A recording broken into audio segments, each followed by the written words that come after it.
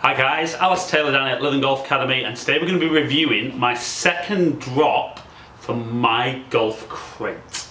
So it's a monthly subscription where you get various products through the post, some swing aids or training aids, different products for you to try. But let's have a look what's in my second drop, like I said, from My Golf Crate.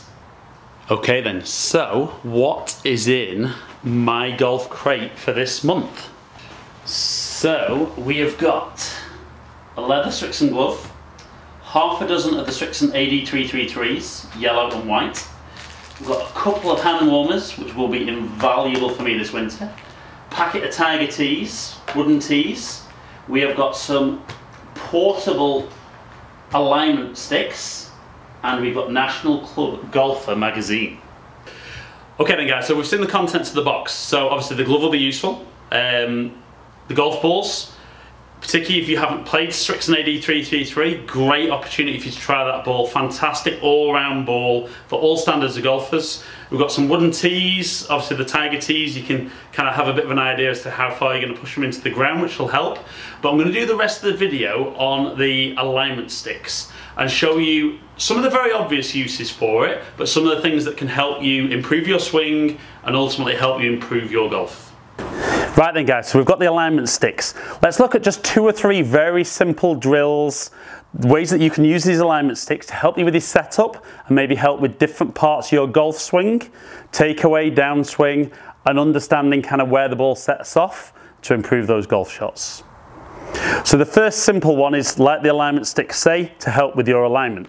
So you can pop the alignment stick down on the outside, pointing at the target, and you can put one down parallel but left of that. So we know that the outside cane is very, very close to the target, so that will be my aim, and the inside cane will be very much my alignment. So for a straight shot, we're looking for those to be parallel, and if I then stand up and can put a good swing on it, that would give me a relatively straight shot. If I was looking to draw the ball, in which case I'm looking to maybe change my path more to the right hand side, again, I could leave that towards my target and maybe move that cane a little bit more pointing to the right. So then I'll leave my club face at the target, or maybe just slightly right of target. Align my feet and body to the inside cane. So my club face is now a little bit closed relative to how I'm set up, and then try and swing on the line my body's created.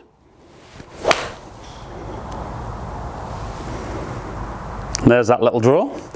And equally, if I'm looking for a fade, move that inside cane more to the left hand side, pop the ball down. I'm going to leave the club face just left of target, but fairly close to the target. Align everything off further to the left, then take hold. So now that club face is more open to how my body's aligned. From there again, I can swing on the line my body's created. And there's that fade. And that's where the alignment sticks can be just a really great little visual tool in helping you understand how that body needs to be aligned relative to where the club face is pointing. Now, because the ball sets off very, very close to the club face, this is where we're going to look how the cane can be used maybe just in front of us to help us understand where the golf ball starts. So one of my personal favourites with the alignment stick is place it in the ground if you can. If you're on the driving range, just a couple of paces out onto the grass, I'm sure that won't be a big issue. Aim that club face at the cane, and as you hit shots, try and get a feel and notice as to where that ball sets off relative to the cane. So my first one there, the ball set off just slightly left of the cane, and depending on what club you're using, where the club face points at impact is a huge influence on where the golf ball goes. So with driver, it's up to 95% of where the ball sets off, down to lob wedge about 70%. So I know there, even without using a launch monitor, that my club face was slightly closed at impact. So again, if I was aiming at the cane, can I try and feel that that club face is just going to miss the cane slightly to the right?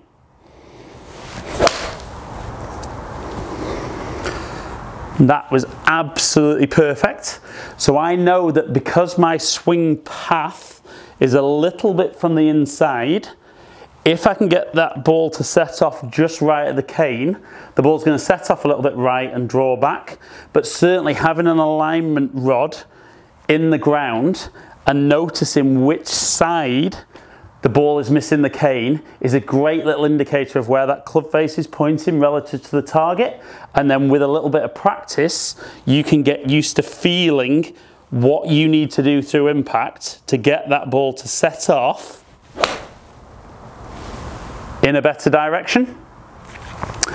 And as an extra little challenge, if you want to see if you can set the ball off dead straight, you can even get that ball down and try and hit the cane with the ball. So clearly I need a little bit more practice.